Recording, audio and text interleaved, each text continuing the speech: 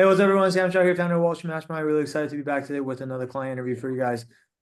Today, I'm really excited to have Jacob on with us. Jacob is one of our Rockstar students that we've been working with for exactly a year as of today. So we were just talking about this and trying to figure out when he joined, and it's been exactly a year this time last year. So uh, glad to say that recently he just wrapped up his junior summer internship recruiting process for the summer 2026 internship and was able to land multiple offers, which is, really quite the accomplishment because a lot of people will be happy just with one offer, really, but he had multiple that he was choosing from. And so I wanted to get him on here to just kind of talk about his experience, talk about kind of his recruiting journey, all the obstacles he had to overcome along the way. How was he able to overcome those things? And then hopefully just, along the way, share some insight that you guys can use to help yourself in your own recruiting process. And so, Jacob, first of all, thank you for taking some time to be here with us today on a Friday afternoon. If you don't mind, maybe start things off by introducing yourself so that our audience can just kind of get a sense for who you are. For sure. So yeah, like Sam said, my name's Jacob. I'm a student at UVA now, but grew up in Fort Lauderdale, Florida.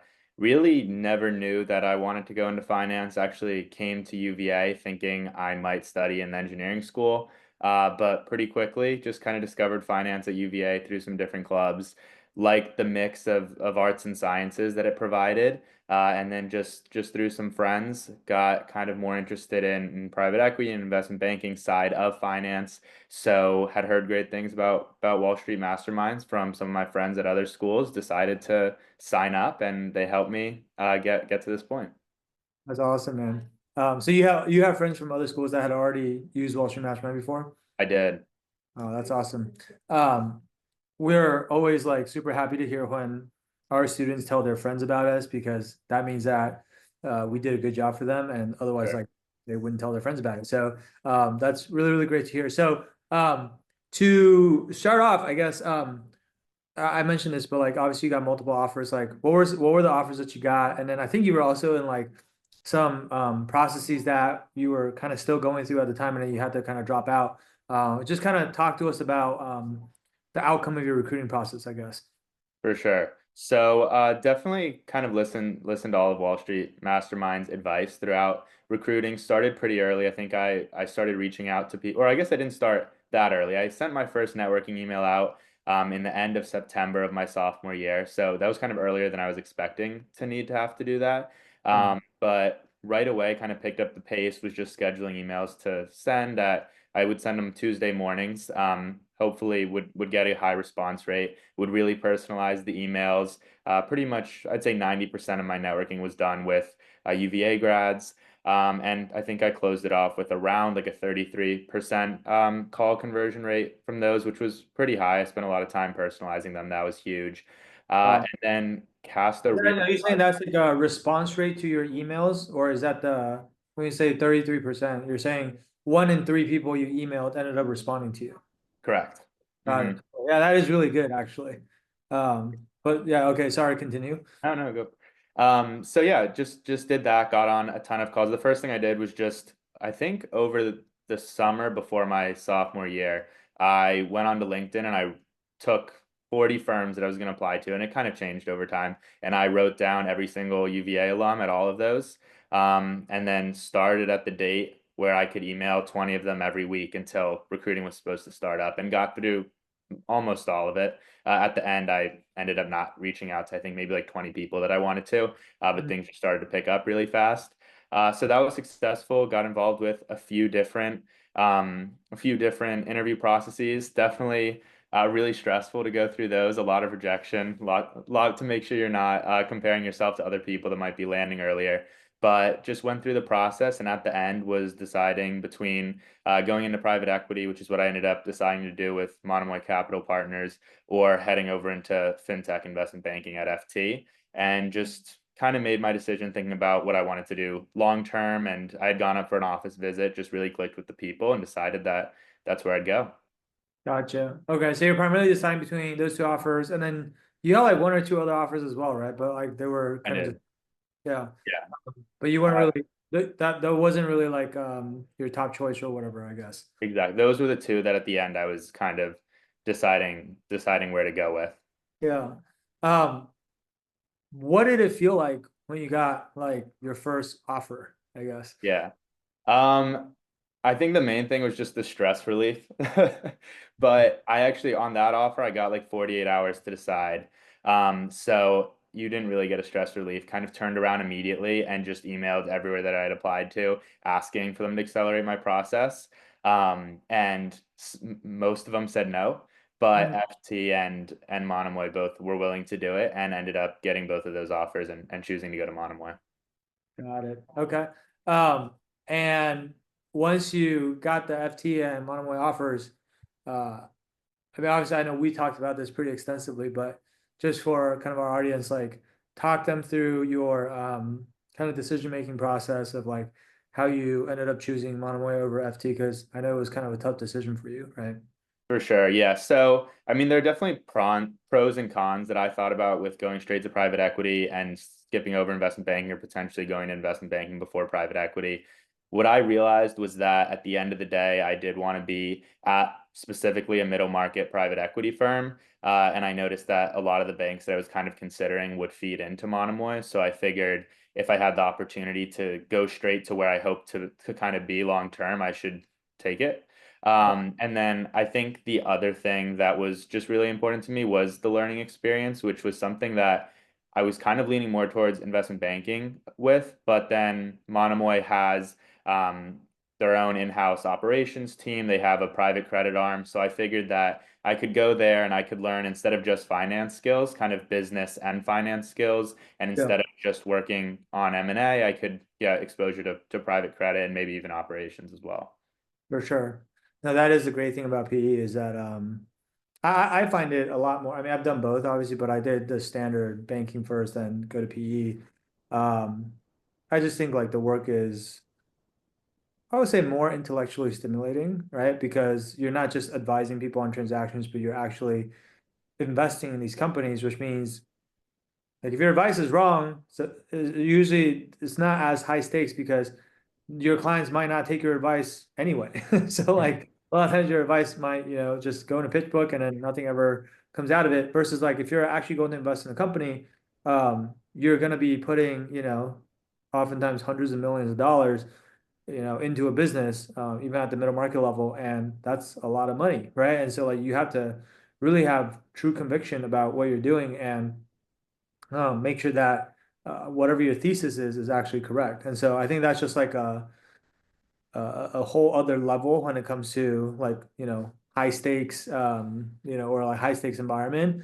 And then I think the operational side of things too is uh, actually really, really interesting as well. Because like when I was doing PE at GI, I mean, this was just like luck of the draw, but we actually ended up deploying all of our capital at some point during my first year there. And so then like I think like the that happened faster than our senior partners expected it, and so like they weren't prepared to. They should have started fundraising earlier, basically for the next fund. Mhm. And then so like most of the second year, we were just like fundraising, which means there's no like really new deals that we could do. And then so I actually ended up spending a lot of time working with our it was like our largest portfolio company at the time where we merged our largest investment in fund two with our largest investment in fund three. And then that became like the most important investment by far Mhm. for our fund. And it's just like getting to work really, really closely with the CEO and CFO and really the entire team at the portfolio level. That was like actually really, really a great experience for me because you get to, at a very young age, see how these very senior level execs are thinking about the decisions they make and how do you grow a business and how do you make it more profitable and how do you like analyze the competitive landscape and just a bunch of really interesting things that at least I never got to do in banking. Or maybe like I think like maybe my managing director in banking was getting to think about that kind of stuff, but like I wasn't really getting to do that kind of stuff. And so anyway, that was like, a really great experience, which I'm sure, I mean, it sounds like pretty similar to what you would be getting at Monomoy. So that's very, very exciting. Um, who were the kind of first people that you told about your offers? First people I told about my offers. So both my roommates are or were recruiting for banking and private equity as well. And they had already gotten offers, so I had immediately texted them, and then I called my parents as well. They were happy to hear. And then who else did I call? Then I just called. I didn't really call other family members. I think my mom immediately contacted like everyone, and they started calling me. So then I talked to them. That's awesome. You guys have like a big family? No, very small. I think that's why. Yeah. Gotcha. I was gonna say like what were your parents' reaction, but it sounds like from what you're saying, your mom was very excited and she said, Yeah, I had been bothering her a few weeks before, just being stressed and "Huh." telling her like, "Oh my God, like I got this super day. I didn't get the offer like back to back. I think it was 2 days in a row. I had back to back super days, didn't get either of the offers, and I just call her stressed. So she was more relieved than I was, I think. Yeah, I totally get that. I mean, I have two kids myself. I mean, they're way younger than you, obviously, but I can imagine how if I were if my kids were the ones recruiting and they're calling me like that, I would be pretty stressed too. So it's Mhm. very understandable. Um, okay, so like let's obviously amazing outcome. Let's go back to kind of the beginning, right? So because you joined like a year ago today, which would be March of freshman year. And so it sounds like from what you were saying earlier, you kind of came into UVA not really thinking you were going to do finance, but then you pretty quickly caught the bug, I guess, because I'm sure there are a ton of UVA kids that are trying to do finance. And so you knew like early on in freshman year, it sounds like maybe during like first semester that this was what you wanted to do, right? So I guess from the Semester, but time yeah, oh, sorry. I'd say second semester or kind of right Second. in between. Okay, gotcha. So like you joined in March. Prior to March, I don't know how long it was from you realizing you wanted to do banking to you joining Wall Street Management, but like, what were some of the things that you were doing on your own already prior to joining the program, if anything, or was Wall Street Management kind of like the first step that you took, like you just took action and joined the program and then you started doing everything? Like, what was the situation for you, I guess?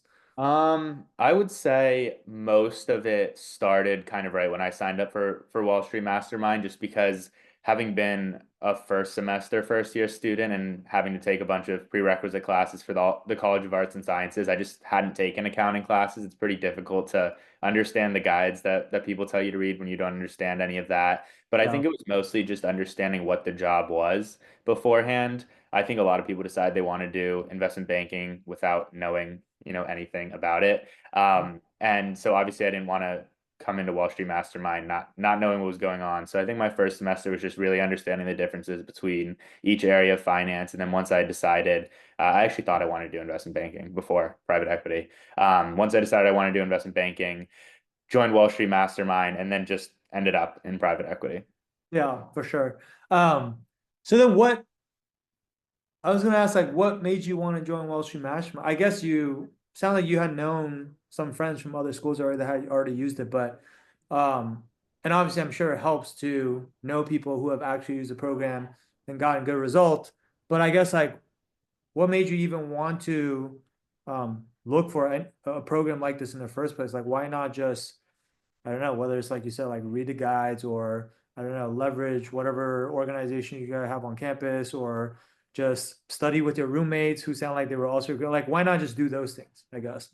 Yeah, I think I value a lot of structure in most things that I do. So knowing that it was going to be a structured program was certainly helpful. I think also having gone to UVA where the business school doesn't start until your junior year, there wasn't much talk about it outside of those specific business clubs. And then in my first semester, I actually wasn't in one of the business clubs. So I wasn't talking about it through that.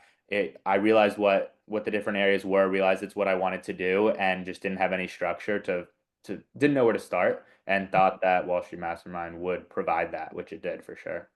Gotcha. So you're not in any of the typical IB feeder clubs on campus. I am now. Oh, you are now, but you weren't at the time. Gotcha. Okay. Exactly. So you were looking for structure, you're looking for like basically like a more organized way to attack this process, basically, especially since you were coming in with sounds like very little knowledge. You were basically like a total beginner when Pretty you much. okay, that makes sense. Um, Obviously we talked about your parents earlier and like how happy they were, but when you first approached them about the idea of joining Wall Street Mastermind, like what was their reaction? Was that like a difficult conversation, or were they like, did they totally understand it and like fully supportive, or did you have to really convince them? Like, what was that like, I guess? I'd say it was somewhere in between. It's difficult to have that conversation when they don't know what investment banking is. I think my parents still probably think it's wealth management. So that was difficult to have. But at the same time, I mean, they're both in medicine, so they went through med school, and I explained to them like, oh well, this program is going to give me the education that you got in graduate school. If I go into banking, private equity, I'm not going to need to go to graduate school. So it was kind of explaining it that way, and then they were very open to it. We're they want to help my career. Obviously, it's why they're sending me to UVA, and why I moved away from home for that. So they know I'm dedicated to it and wanted to help me. Gotcha.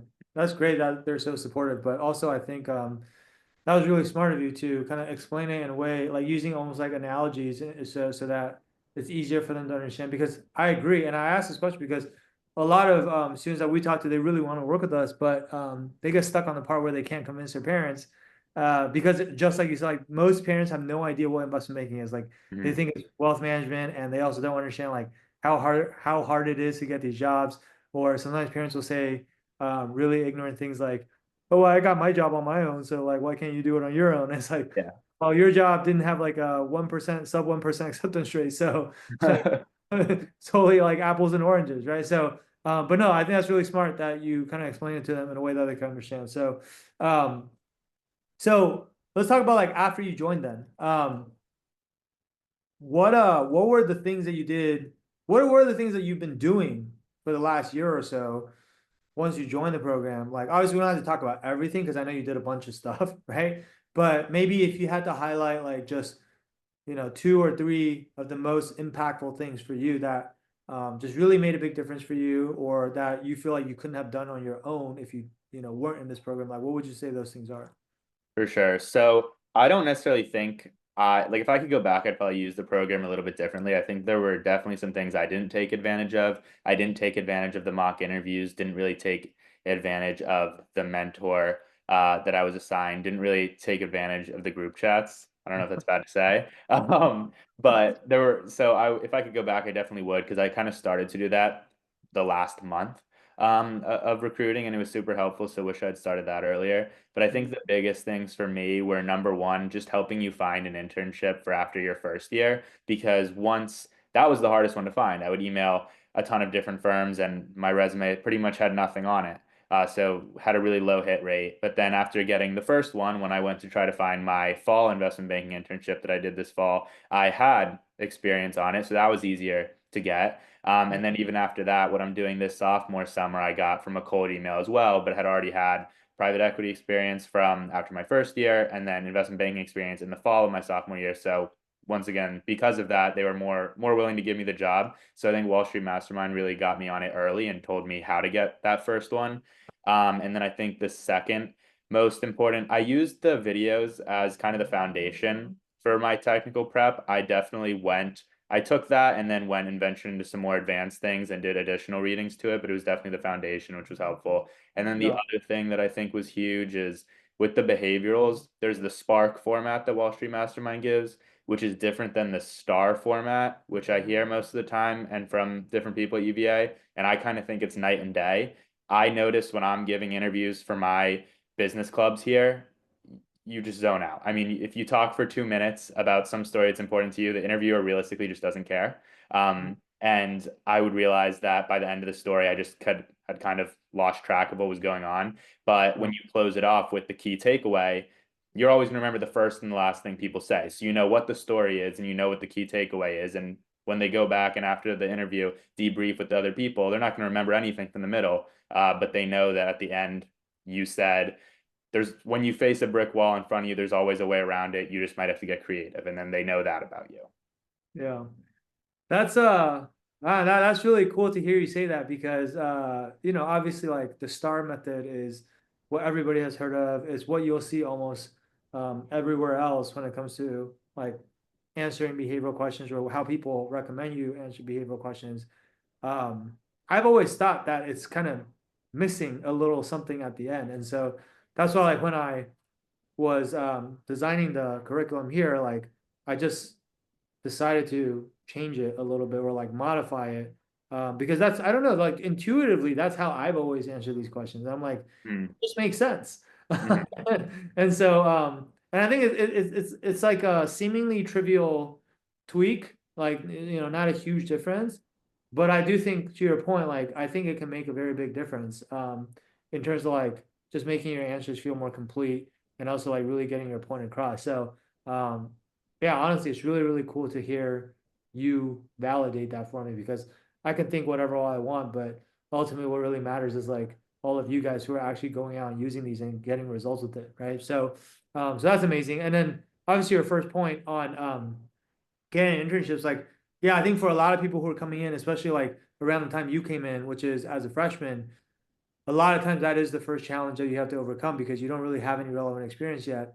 And that first one is always the hardest, like you said, right? We call it the chicken and the egg problem. Like I don't have any experience, so no one will hire me. But if no one will hire me, how am I supposed to get experience? And so like a lot Yeah. of people get stuck on that. And then like as you said, once you know how to overcome that initial hurdle and you get that first experience, the second one becomes easier than the first one, and then the third one becomes easier than the second one, and it's just kind of like it's like it snowballs, right? In like a positive way, basically, right?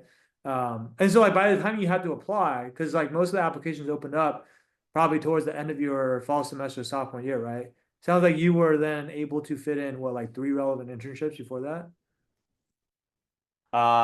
Yeah, I think that's what it was. Yeah. So that I'm Two sure like real ones, one kind of part-time off, like it was yeah, fine. Really like two and a half. yeah. I mean, and I'm guessing like, that probably made you pretty competitive on paper, especially I think you have like a really good GPA too, right? And so like you kind of check the GPA box, you check the experience box, you're now in the feeder club, it sounds like, and you joined that. And so like you kind of check all the boxes that they're looking for on paper, which is like ideally what you would be able to do, right? Mhm. Yeah, Yeah. no, I think that certainly helped me. I mean, networking did as well, but I was able to get some interviews just from my resume alone, which obviously gives you more chances. Like I said, I didn't have success on my first few super days, and a lot of people, if they don't have the resume and they're going fully off of networking, you might only get two shots. So Yeah. I was luckily able to get more than that because of it. The other thing that you mentioned too is obviously like for the majority of your time in the program, like initially you weren't actually like leveraging all the resources that we had. Hmm. Um, and then obviously I guess it was like in the last month or so where you really started like leveraging everything that you had at your disposal a lot more.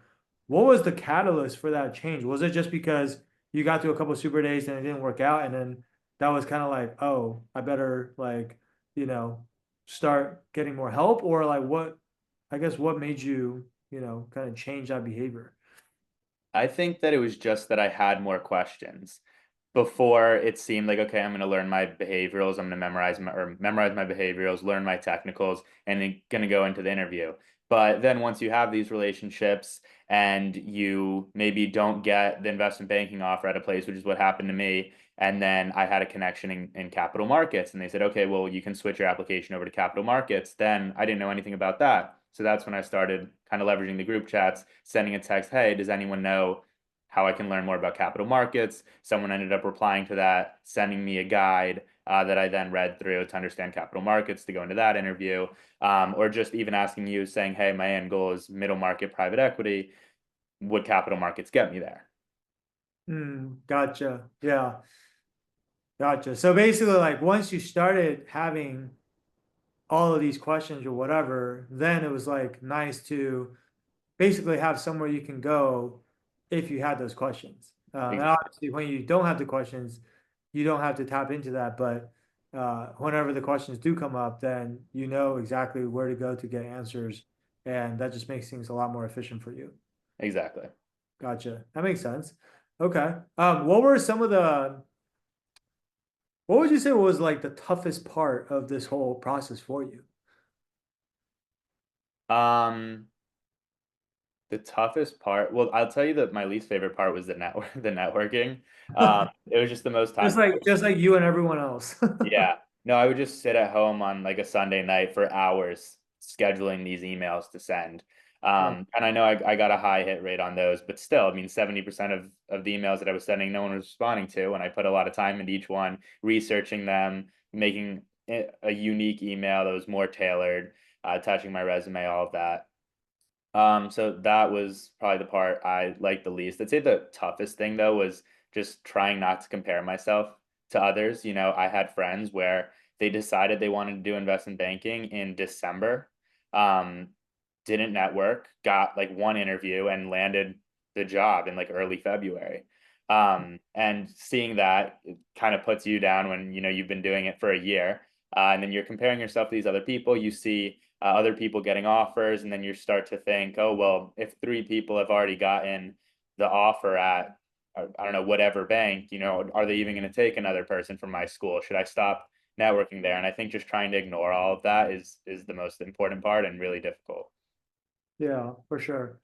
How were you able to kind of tune out the noise, I guess? Or like, did someone remind you to do that? Or did you just, because what you're describing, I know for a fact that a lot of students struggle with. Like Mhm. it's possible to not look around and notice the other people around you getting offers. And when that happens, it's impossible to think like, oh my God, am I like too late? Or like, is it game over? Or are all these firms going to be closed? Or, you know, like whatever, right? So like, how were you able to kind of tune all that out and stay focused? Or what got you kind of locked in, I guess? I I think honestly seeing it made me realize that I needed to lock in. Yeah, I kind of transferred the stress into actually getting stuff done. And I think that was super helpful. But you kind of also get numb to it at a point, in which case it gets easier to ignore. It's a little more stressful the first few times. And then as it keeps happening, you're used to it and you know, and you're deeper into the processes at that point. You're like, oh, well, I have the super day. They wouldn't give me the super day if there's no spots left. Like, Yeah. Yeah, for sure. I mean, I want to spend a little bit of time just kind of like talking about this real quick because I'm sure a lot of people that are listening to this are probably, you know, have experienced exactly this. And the way the investment banking recruiting timeline works specifically is quite annoying, honestly, because you know, like so I just went through another really selective kind of I don't want to call it recruiting process, but it basically was the same thing. Like, you know, my family, like we just moved to New York and I was applying for like these like private schools for my daughter who's gonna enter kindergarten. And I don't know, like for those of you who are not familiar, like applying to private school in New York is like trying to get your 5 year old into like an Ivy League school, basically. It's like a ridiculous process. You have to go through like insane amount of parent interviews, kid interviews, play dates, like all these like info session and diversity events. And like basically every school has like at least 4 to 5 events that you have to go to times, you know, 10 to 12 schools that you're applying to. Right. And so the good thing about that though is all the schools open their applications at the exact same time and they all announce their decisions on the exact same day. So mhm, everyone is like going through at the same time and everyone finds out at the same time. And so there's not this like thing where like you see people around you getting in and you're wondering like, am I going to get in? Versus with banking, it's like every bank starts at a different time.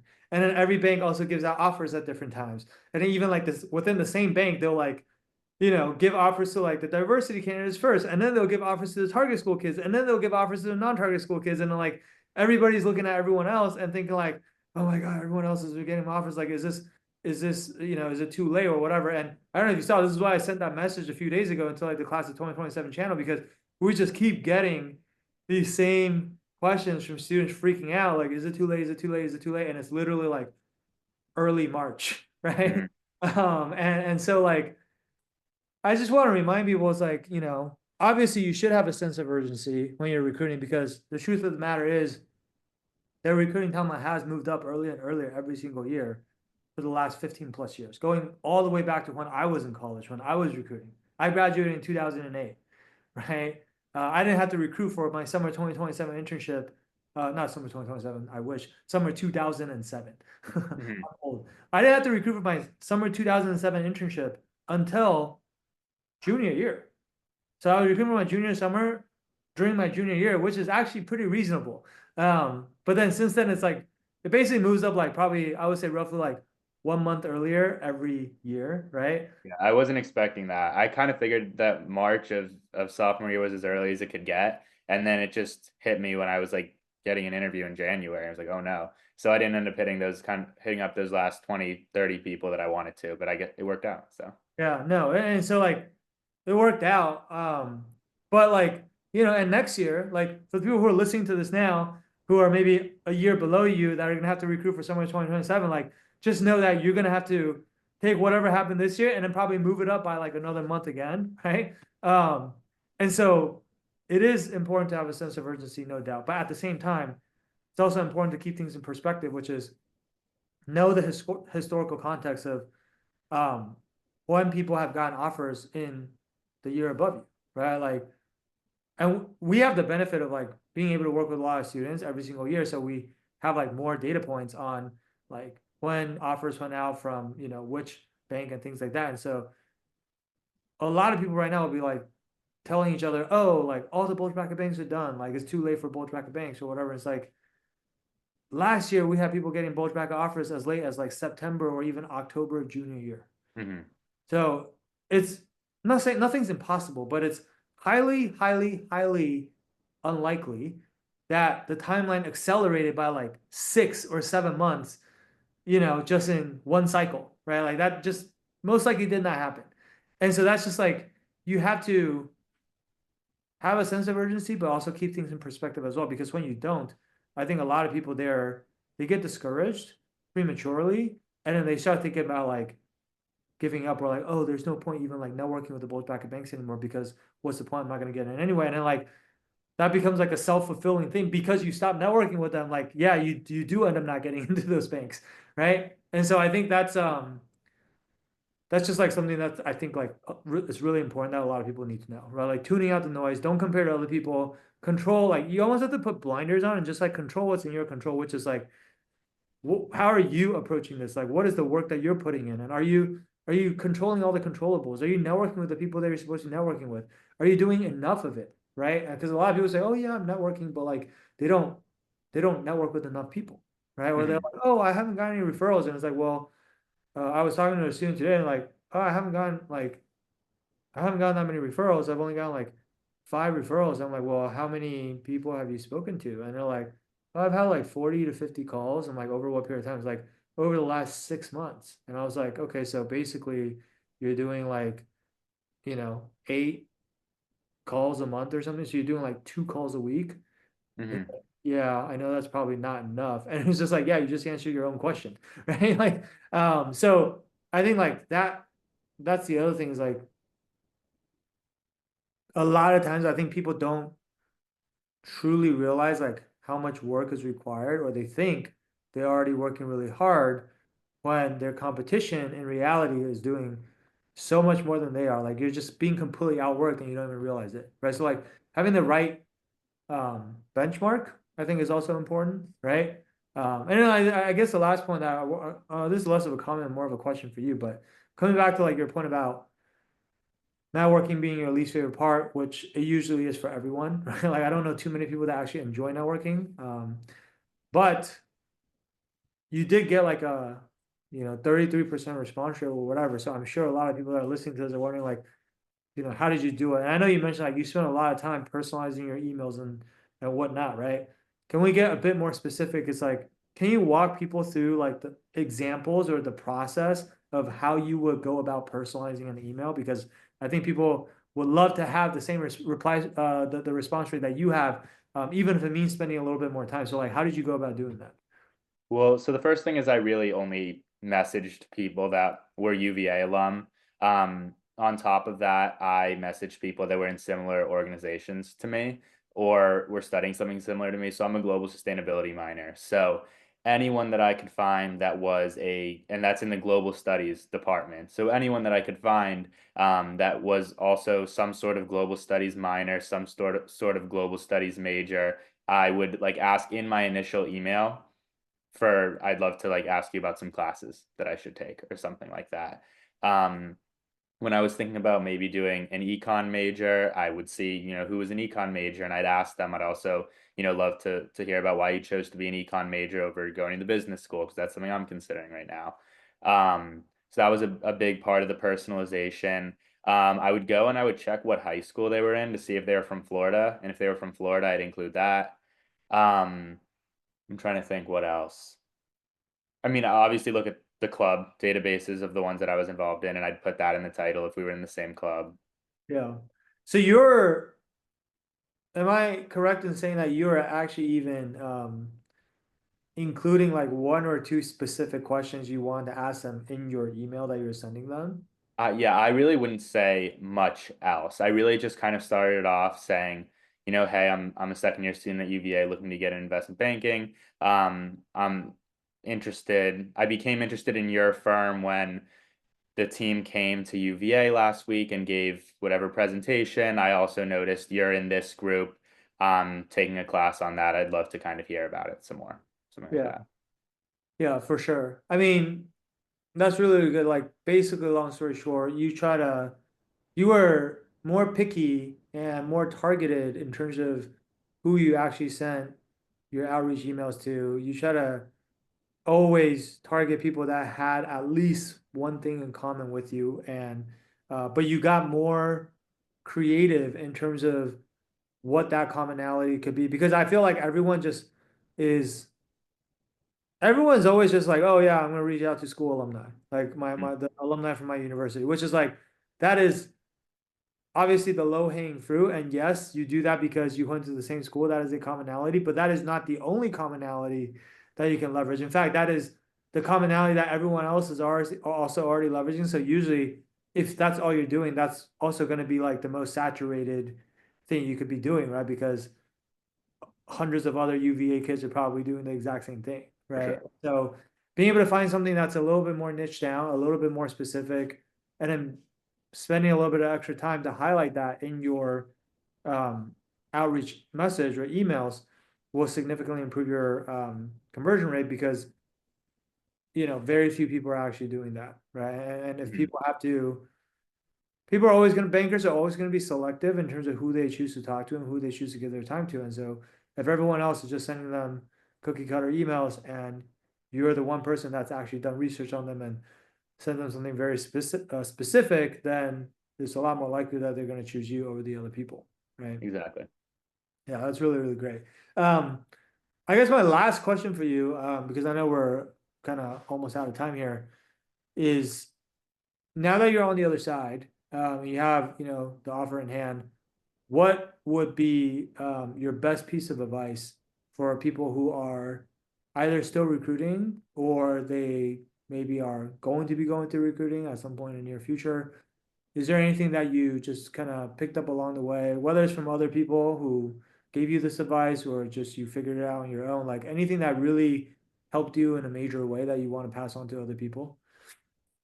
Um, well, so I think that once, like these past few weeks when I had to make my decision were kind of when I was having the most interviews. So I had an interview like multiple times a week. So I was continuously having, and it was for different groups as well. So when I went to Monomoy, I wanted to make sure they're an industrials firm. So I wanted to make sure I had an industrials stock pitch. But when I went to FT, I needed to make sure I had a fintech stock pitch. And when I was talking about a deal, I needed to have an industrials deal, needed to have a fintech deal. And so I had these different, and then other firms as well. If it was a specific group, something that they did well, like I had an interview with Nomura. I know that they are really strong in green tech, so I wanted a green tech pitch. So I had like all these different pitches, all these different deals, and I think that I had just heard these questions back to back to back that I felt like they couldn't catch me off guard in an interview. Like I did not think that they could ask me a question that I had not recently had something very similar to. So I was like very much in a groove, if you will, through for the past 2 weeks, and I think that made a big difference. I think it was a lot easier for me to convert on those super days than some of the first ones I had where they were 2 weeks separated from each other. Mhm. So I think that any way that you could just continuously keep on prepping, and I guess that would mostly be through mock interviews, which I did not do very many of, just to be completely honest.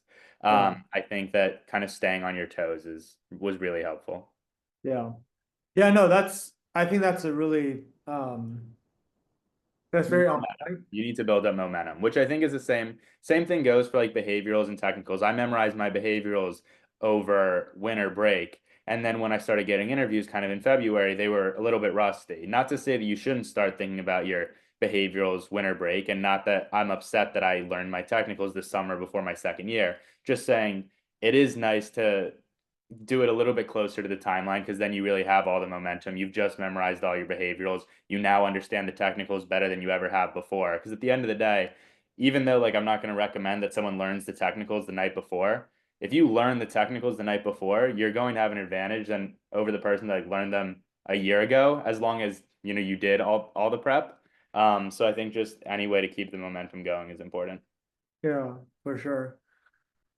Yeah, that makes sense. That's really, really great advice. I think, yeah, that is why mock interviews is so important, because sometimes you don't control like when your interviews are. Like obviously if they're all bunched together, I do think it's easier to get into a group. Like I've experienced exactly what you're talking about before, where I wasn't like naturally a good interviewer, so I would like mess up on all my initial interviews, but then after I've gone through enough of them, I just like started, after you have enough reps, you start to just like almost get into like this flow state, if that makes sense. Exactly. And so barring that, like obviously if you can do mock interviews or just practice reps, but ideally still with like actual bankers and not just like your buddies or whatever.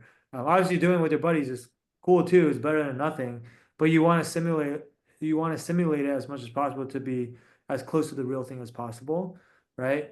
And if you can do that, then that's going to make the real thing much easier, right? For So sure.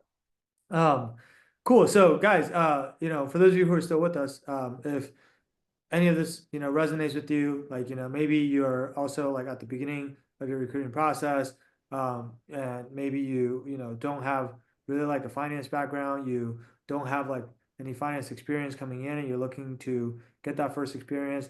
Maybe you're not able to take any of the finance classes at school because they're more reserved for upperclassmen, but recruiting happens earlier than that. Whatever, the reason might be, if you know that you're serious about investment banking or even buy side recruiting, and you want like a more structured way to go about it, and you want kind of like just a way for you to be able to um, have somewhere to go to ask all of your questions anytime they come up, because they will come up. I want to encourage you to reach out to our team. You can do so by going to www.wallstreetmastermind.com/apply. The street's abbreviated to ST, so it's stmastermind.com/apply. And what we'll do is we'll get on a call with you. We'll ask you about kind of like what your situation is, what have you already been doing, what do you feel like you need help with, what kind of banks are you trying to get to, and everybody has a different situation, and so based on what you tell us, we'll personalize kind of our advice and our feedback for you in terms of what we think needs to be done, and whether you want to kind of have us help you do that, or if you want to take what we give you and just go and run with it on your own, like either way is totally cool. But either way, we'll just do our best to kind of give you as much advice as we can on that call. All right. So I highly encourage you guys to go and book that. Otherwise, Jacob, I know we're kind of out of time, and so I want to thank you again for spending again your Friday afternoon with us. I want to congratulate you again on getting multiple offers that were all really, really good offers, honestly, and really excited for you to be able to go straight to the buy side. To be honest, I already said earlier, like I said, but I think the work is a lot more interesting, and so I think it's great that you're able to just go straight there, and because that's what you want to do, and I'm excited to see kind of what you accomplish at Monomoy next summer, and also even really beyond that for full time as well. So Absolutely. definitely, Oh, thank you. Thanks for the help. yeah, absolutely. All right, guys, we're gonna wrap it up here. Thank you guys for tuning in. We'll be back with more of these for you guys in the near future, and until next time. All right, cheers.